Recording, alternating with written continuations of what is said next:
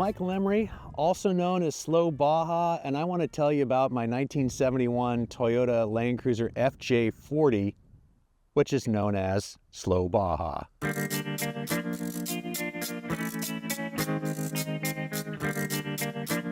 It's a beautiful old truck. I bought it in 2012 off of an old guy who only hunted with it, and it was completely stock. Well, I don't want to say completely stock. The 3-speed on the column had been changed to a 3-speed on the floor, and I think the original Arcane 4-wheel drive engagement had been changed to a later style, but it was a very, very well-kept, well-preserved truck from Northern California that had been used very little. The original owner only drove it 3 weeks a year, 3 one-week hunting trips. So when I saw it, I fell in love with it. I just sold my Datsun Roadster La Carrera Panamericana race car, and I had some money burning a hole in my pocket, and my wife really wanted to do a backyard remodel, and I did the most immature thing I could. I got on Craigslist and I said, I'm going to buy a cool old truck today. So I bought this guy, and I'll tell you, I've not regretted it for a second. I gave it to my wife that day. It happened to be Valentine's Day 2012. I gave it to her as a Valentine's Day present. She saw right through that. Pretty smart gal. And well, before you know it, I was working on taking it to Baja. So the first thing I did to it was change to front disc brakes, because it had four-wheel drum brakes, and those drums are really, really hard to keep adjusted. And so we did an upgrade to a later Toyota Land Cruiser style disc brake, all Toyota parts. Gary Cardam at Mudrack did the work, and so now the truck stops pretty well. The other thing we did at the same time was changing the gear set so it would go down the highway a little better. So it's got 370s, 373s, I believe. Don't quote me on that, car nerds. So it goes down the highway at 70 miles an hour, which is faster than I really want to drive it. At 65, it's very comfortable to go 60, 65 all day and get 8, 9, 10 miles to the gallon, depending on what the headwinds are. It originally had the full hard top, hard doors, hard everything, full soft top, and the bikini top. And when I went to Baja, Gary recommended that I remove the hard top, and he said, I'll never put it back on again, and he was right. Gary, you were right. So for a decade, I drove this truck around Baja on 30-inch tires, completely stock suspension, bench seat, lap belts, this bikini top or no top at all, and really loved every second of it. But when I started leading the Slow Baja Safari class for the NORA off-road race, well, I just needed my truck to be a little more capable and a little more reliable. So, you know, you can't be leading 20-something trucks in your class and have your vehicle break down, which mine did, unfortunately.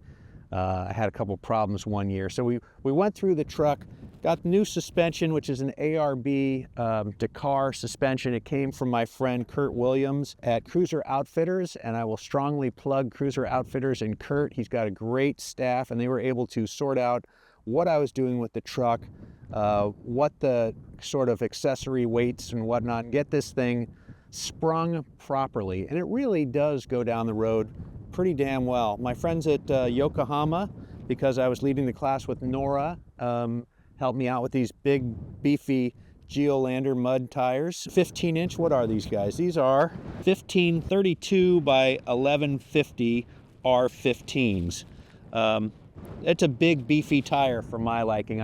Coming from those dinky little 30s that I've been running for a decade, these things look really chunky. Now, they look pretty damn good to me now, but they've been on for a couple years. These wheels, the folks at Nomad Wheel, I really love what they're doing. Carter is a genius on this, the marketing and the feel, the vibe of this company, and I was pretty struck with these wheels. These are the 501 Convoys, and again, it's a 15-inch wheel, and I think it looks absolutely great. You know, you don't really need to change wheels on an old truck like this. I've got 99 problems, and wheels ain't one of them, but these wheels look damn nice, so I want to say thanks to Carter and the guys at Nomad. But listen, of all the modifications, and they haven't made that many, I needed a little more suspension travel. I needed slightly taller tires, whatever.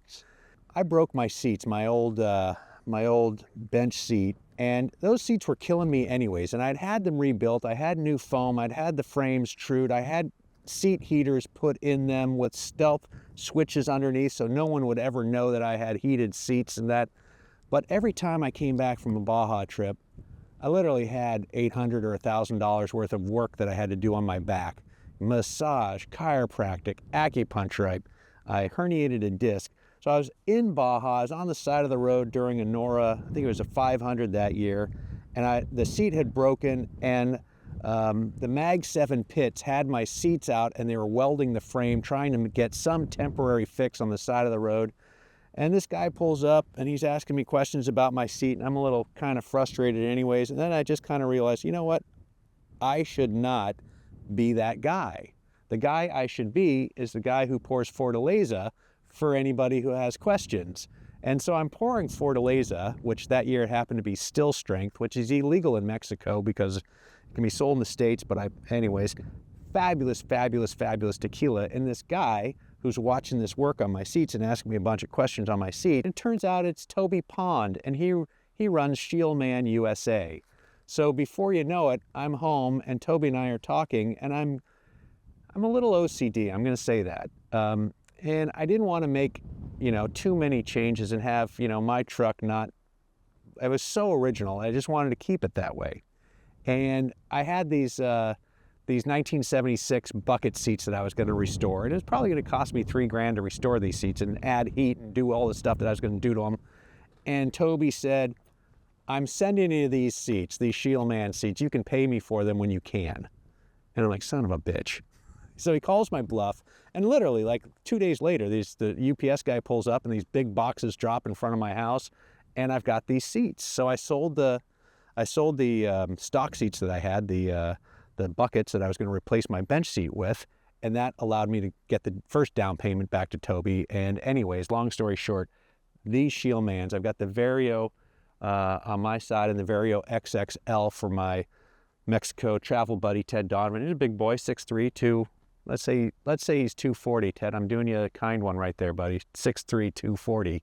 And so he fits in this seat, and they really do feel great. That is by far the best modification that I've made to this truck.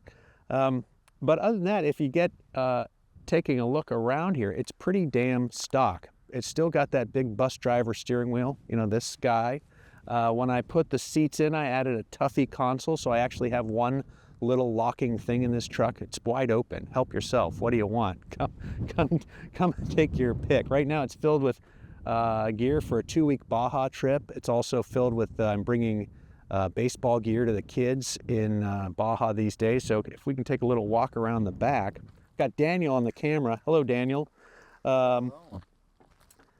My friends at Pack Mule saw what I was doing with bringing gear to the kids, and they sent me this cargo hitch, and this is the best damn thing. I had one of those crummy ones from a company I won't mention that was all flimsy and shaky, and got to talking to Kansas at Pack Mule, and he sent me this guy, and I put it together, and I had double the amount of baseball gear. We've already made one baseball gear delivery on this trip. The kids in Mulahay got their gear, and the kids in Todos Santos are going to get this gear. But this thing is amazing, and I can't tell you how delighted I am for this. When I go to Overland Expo, it's going to be a massive cooler full of Moto Sonora Slow Baja beer, and I'm going to be tossing beers out in the evening. But you can see here in the back, I've got a system of rucksacks that I stand up, and I've got my tents here, my clothes here, my swag there. Underneath the baseballs is another of those rucksacks, and they're pretty darn cool, and they're super cheap, and they fit beautifully.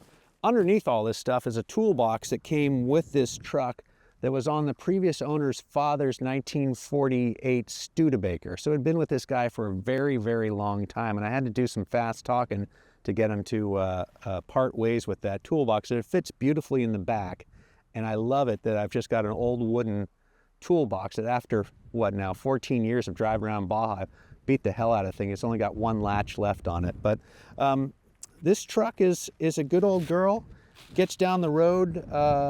You know, the whole point of Slow Baja is you can't go fast in this thing, and you shouldn't go fast in this. And that's the reminder to myself every day when I'm driving down here, and you kind of start spacing out a little bit, and you start making some miles, and all of a sudden you're doing 70 miles an hour or 75 sometimes. You got to slow down, and Slow Baja is that reminder.